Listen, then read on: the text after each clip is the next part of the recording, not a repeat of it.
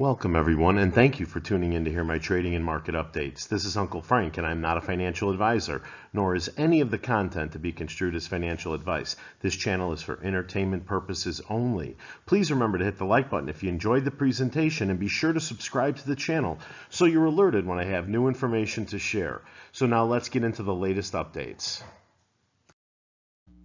Hey, welcome back everyone. Before I start my presentation, I thought it was important to report this news to my viewers. U.S. launches retaliatory strikes in Iraq and Syria in response to Jordan drone attack. The U.S. launched attacks against Iran-backed militias in Iraq and Syria on Friday, its first retaliatory strikes for the killing of 3 American soldiers in Jordan last weekend. U.S. military forces struck more than 85 targets at 7 facilities, National Security Council spokesman John Kirby told reporters. U.S. Central Command said the facilities included command and control operations, intelligence centers, rockets and missiles, and drone storage sites. People that closely follow this channel know that Uncle Frank is of the opinion we can't beat the hedgies and primes when it comes to the AMC trade. They cheat. The regulators let them cheat. And AMC management is clearly on Wall Street's side. No, it's going to take a white or black swan event to win this war, and that's why Uncle Frank keeps a close eye on everything that can turn a hedge fund into a street pizza. For example, Uncle Frank gets really excited when 2 or 3 bad things happen to hedge funds all at the same time. This headline from Reuters could be one of them. Investors yank over $100 billion from hedge funds in 2023.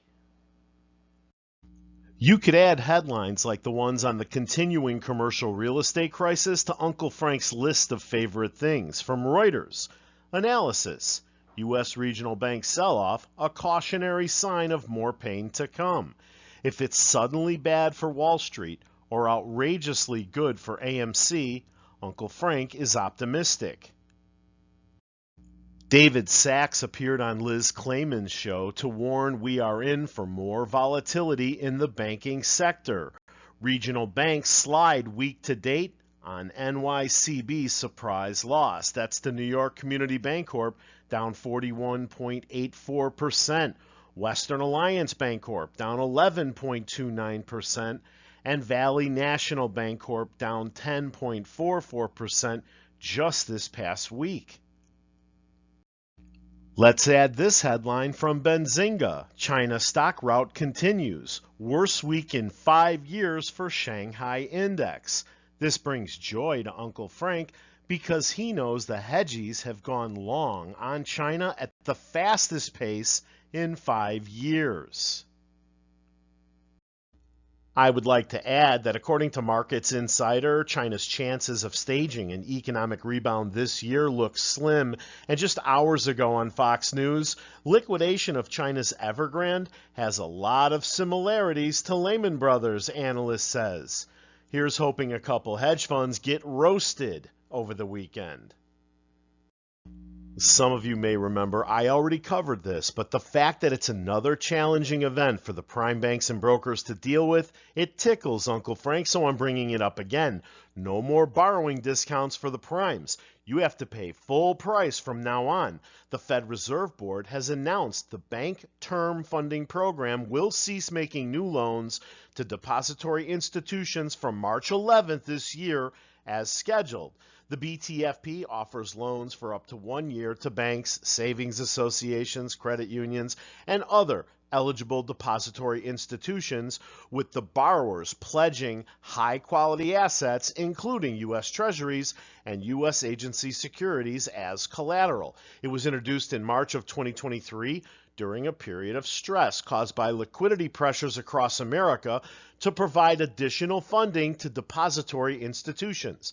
The additional funding was intended to act as an additional source of liquidity against high-quality securities to eliminate an institution's need to quickly sell securities in times of stress. Now, guys, when they come out and say, yeah, no more short selling on banks and financial institutions, then you know it's on.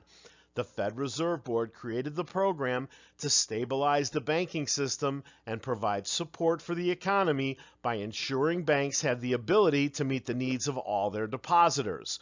The program will continue to make loans until the expiration date, but as the program prepares to end, the interest rate applicable to new BTFP loans has been adjusted with immediate effect.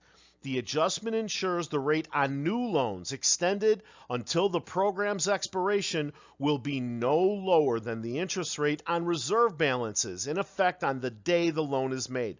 So that prompts a question. What else is going on in mid-March? Is another time window developing that we need to watch? One thing that comes to mind is the March 15 expiration date on AMC Options. Why are there over 167,000 OTM calls?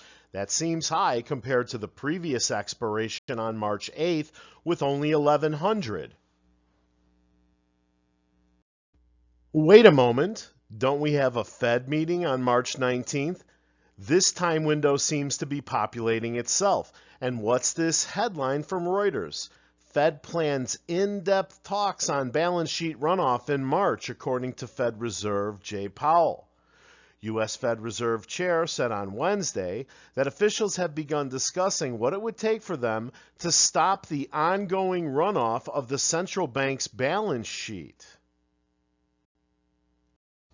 I'm going to be putting together a time window calendar in my next video, but AMC is going to have its first potential blockbuster of the year to kick off the March month with. At the theater, we have the re-release of Dune Part 1 on February 9th. Dune Part 2 has a fan-first premiere release at IMAX locations on February 25th. Then the regular release of Dune drops on March 1st. We're going to have to support that one heavy. Well, we all know the narrative. Wall Street, the financial media, and even Adam Aron in his tweets have been pushing for 2024, and now they're saying the same thing for 2025, and they're expecting we'll have a slow H1 this year due to the strikes, and we should do $1 billion less top line for the industry, right? They're adding to the narrative that it'll be 2026 when we finally beat our pre-pandemic numbers. No mention, of course, that our third quarter of last year were the best in our entire history, which includes pre-pandemic. Headline, Wall Street is watching for a $10 billion domestic box office in 2026. Disney could get it there. While franchise-rich movie slates are on the docket for 2024 and 2025, Wall Street doesn't foresee ticket sales exceeding a pre-pandemic threshold of $10 billion domestically until 2026. I mean, are we going to adjust this for all the theaters that closed and never reopened? Anyway, Disney's slate will be the driving force. Yeah, I'll believe that when I see it. The 2025 movie calendar wraps up with a third Avatar film, meaning ticket sales will bleed into 2026. Then, summer starts with an Avengers team-up film, a Mandalorian Star Wars movie arrives over Memorial Day weekend, and another Star Wars film in December.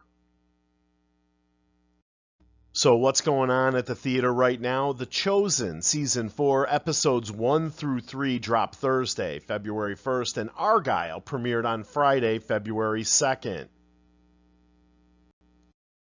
And here's the rest of the lineup at the theater for this month. Paprika opens on Feb 7th, Turning Red, Peppa's Cinema Party, Out of Darkness, and Lisa Frankenstein opens February 9th. The Taste of Things, Bob Marley's One Love, and Madam Web drops February 14th. That should be a good one. Land of Bad opens on February 16th. Kiss the Future opens February 21st. And Drive Away Dolls and Les Miserables open on February 23rd. Disney moved up the release date for the new Planet of the Apes movie from May 24th to May 10th. It avoids a crowded Memorial Day holiday weekend that also includes the releases of Furiosa, a Mad Max saga, and the Garfield movie. The Apes will now take on the Amy Winehouse biopic Back to Black on the new date. Kingdom of the Planet of the Apes will also screen in IMAX for the first 2 weeks of its release, marking a first for an Apes movie. Now, this is not financial advice, and I am not a financial advisor. I will never tell you to buy, sell, or hold any security or cryptocurrency. But here's hoping by March we get a short covering event due to a swan, and it would be great if by the release of this movie we see Adam resign or be removed as CEO. I think it's also time for a sitting Morgan Stanley executive to be removed from leading our board of directors. I believe Adam will spend the rest of his natural life in courtrooms. There will be a surge in lawsuits as more information is made public. And for you Adam Aaron fanboys, save your comments for someone who cares. Unless you've read the court documents and emails from the Allegheny case, unless you've learned what Derek Van Zandt from Citi and Adam did to us in our very own boardroom, your opinion is laughable and uninformed. And I'm going to close with this update from the Cryptopolitan only hours ago. Legal battle between SEC and Ripple enters crucial phase. From the article, the SEC is pushing to compel Ripple to disclose its financial statements for 2022 and 23. The objective is to closely examine the legality of XRP sales, particularly since the SEC's initial complaint in December of 2020. The SEC asserts that these sales may constitute unregistered securities offerings, a violation that could expose Ripple to substantial penalties. In response, Ripple is mounting a defense that hinges on demonstrating exemptions for institutional sales, even though the court has previously ruled that these sales violated securities laws. If Ripple can successfully establish that a significant portion of these transactions qualify for exemptions, it could potentially mitigate the financial penalties it faces. Speaking only for myself, I consider XRP to be a superior store of value than the US dollar. My parent company isn't $34 trillion in debt, and BRICS isn't seeking to replace my coin as the dominant world reserve currency. On the contrary, I believe BRICS nations will use my coin for cross-border payments. I wish Gary Gensler would focus on the corruption on Wall Street instead of the cryptocurrency space. Hey, I want to thank you for watching, and please remember to hit the like button after this slide if you enjoyed the presentation. Subscribe to the channel and set the alert so you're notified when I have new information to share. See you at the bell.